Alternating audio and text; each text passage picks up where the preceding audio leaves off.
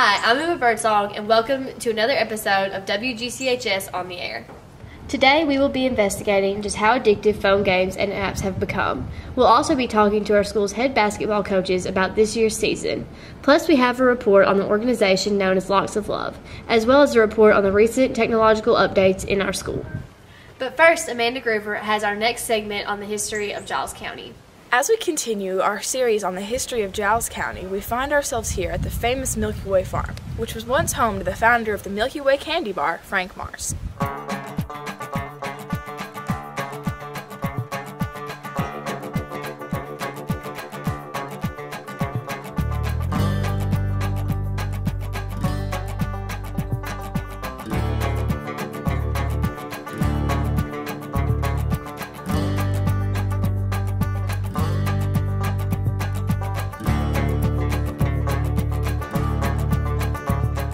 We were able to talk to our school's very own Coach Johnny Phelps about the Milky Way estate, as well as his books regarding the farm. Milky Way Farms was built by Frank Mars, who was owner of the Milky Way Mars Candy Factory. And Frank Mars came into Giles County on his way to Florida. He went to Florida, didn't like what he saw, and he came into Giles County and started buying up farms around where the Milky Way is now. A total of right at 3,000 acres, and therefore he began his farm. It's not like it used to be in 1930, of course, and a lot of the buildings are no longer there. The mini barns and the 72 houses that were there, and there's about 4 barns that's left that's still intact. Now, what is intact is the mansion itself, or as Frank Mars referred to it as the clubhouse. We did not preserve this part of our history because it was something that, you know, the Mars Candy Corporation is still the #1 candy corporation in the world. And this was, you know, this was during the Depression era. So people worked that needed a job, and Frank Mars really came into Giles County and saved Giles County.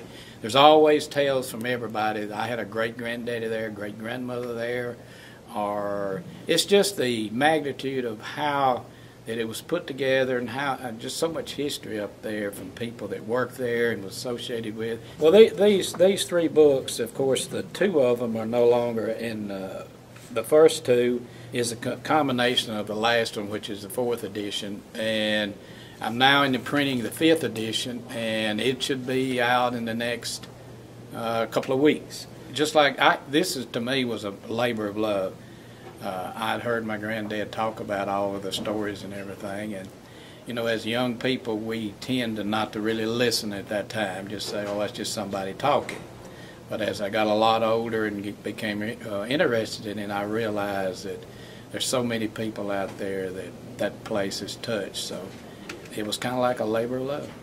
Milky Way Farm is one of our county's most famous historic sites, and it's not hard to see why.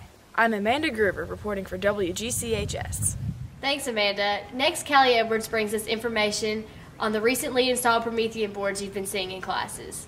As more and more is demanded of teachers and students, the need for technology in the classroom is growing rapidly. Giles County High School has recently begun to update classrooms with Promethean boards.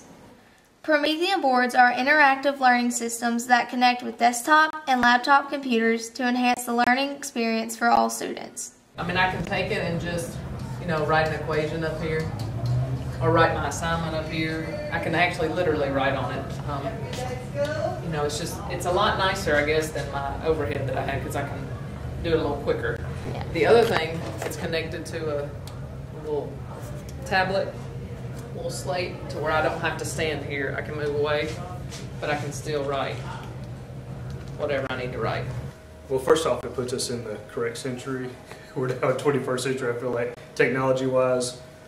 Students get exposed to that, so when they go off to universities that are incorporating technology into their curriculum, they will have that exposure, so it's good for that. Another pro, just being interactive, having students being able to, one of the features I like is the dual user feature, where you can actually have students come up to the board, have 2 up here at a time, working a problem out, kind of create it into a competition, something like that. So get students involved a little bit more. Students like technology in general, so kind of helps out with that as far as motivating them toward whatever the learning objective is.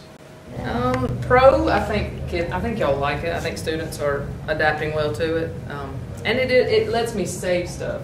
For example, Algebra 1 classes that I already had answers waiting on today, and I can't do that on my overhead projector. When I put something on there and I spray it off with water, it's gone, and I got to redo everything. So I guess speed-wise, it lets me be able to do some things that this thing will not do.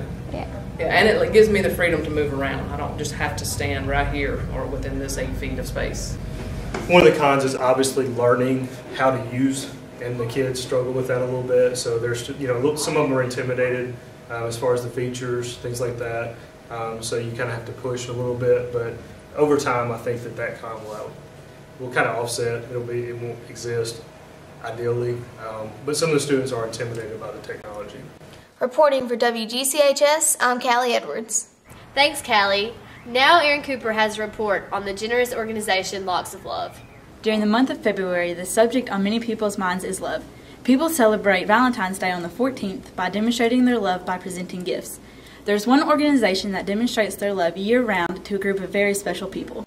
The nonprofit organization Locks of Love has been providing people with hair pieces for 15 years. We spoke with Miss Mary Susan Upchurch of the local hair salon Tangles to get more information on this charitable organization. They are to supply children under the age of 21 with wigs that are with a medical condition where they've lost their hair from that. We have to either rubber band the hair or braid the hair and send it in to a place in Florida. It has to be at least 10 inches or more, and it can be permed, it can be naturally curly, it can be colored, but not bleached out hair. We also got a chance to speak with some girls who have donated their hair before. I decided to donate my hair because it was going to a good cause and I needed a change. I was going to get my hair cut and they told me if I got one more inch cut I could donate it, so I decided to. Because I have a lot of it anyway, so I just thought maybe I could just give it to somebody else, make them happy because they don't have any anymore.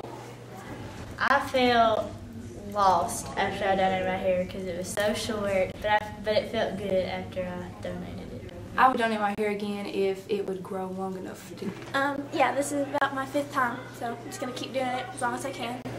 The best gift to give is something of yourself, and Locks of Love allows just that. For WGCHS On the Air, I'm Aaron Cooper. Thanks, Aaron. Now Morgan Hoover takes us inside the locker room to give us a look behind the success of the basketball teams here at GCHS.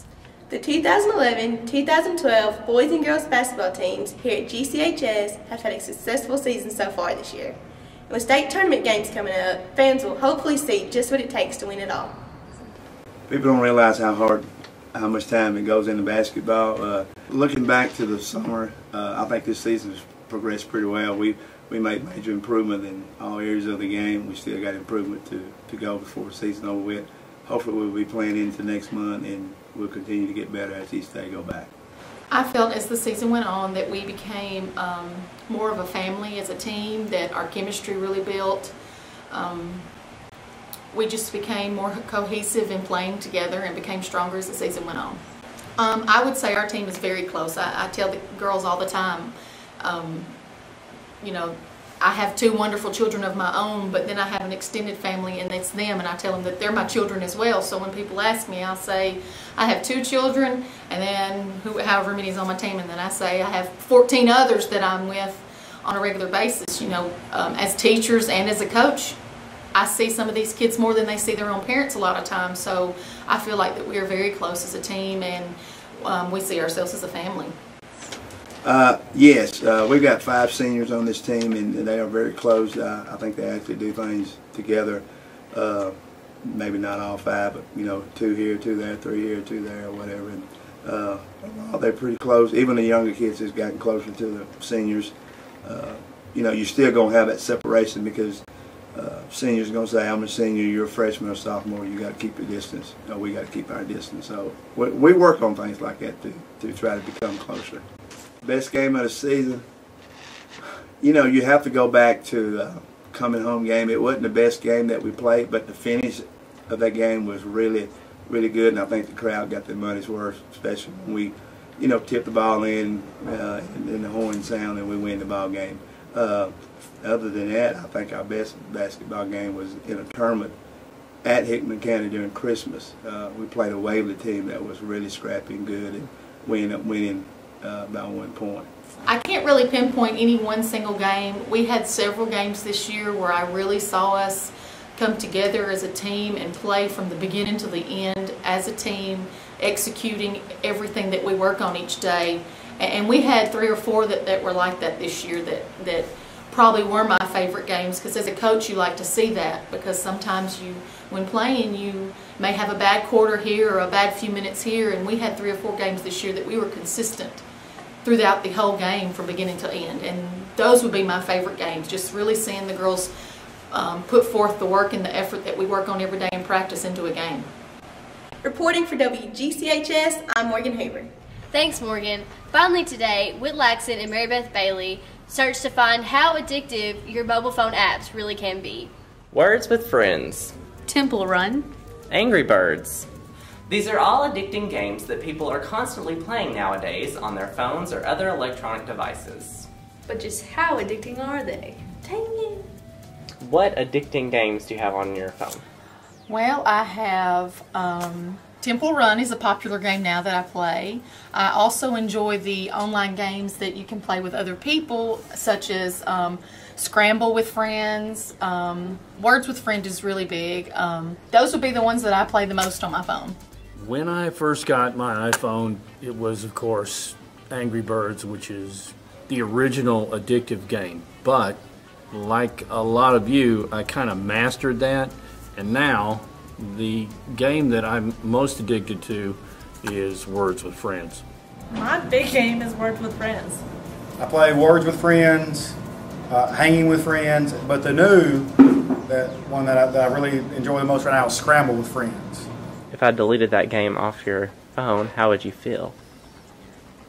I wouldn't grieve.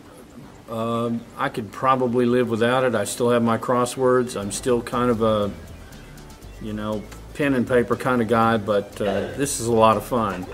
And it is kind of addicting. I actually had to give up Words with Friends. I had about 12 games going at the same time, and I was very addicted to it, so I sent out emails at Christmas and I said, y'all, I really like you, but I cannot play Words with Friends anymore. I am too addicted and I'm not going to play. And it's February, and so now I've been going a month and a half without playing, and it's a good thing because I was spending too much time. I do enjoy it, but honestly, you could take the games and I'd be fine. Would you say you are addicted to the games? Yes, I would. I would say that I am addicted, especially to the ones where a lot of the word building games I really enjoy, and I'm a very competitive person, so when I get an opportunity to play somebody in something, I really enjoy that. You can ask Mr. Campbell. He and I battled it out very frequently on Words with Friends. It's a strong word addiction, but I enjoy this a lot. So, that which we call a rose by any other name. So, yeah, probably you could say I was addicted. Reporting for WGCHS, I'm Whit Laxon. And she's Mary Beth Bailey. Thanks, guys, and that concludes today's broadcast. Signing off for WGCHS on the air, I'm Emma Birdsong.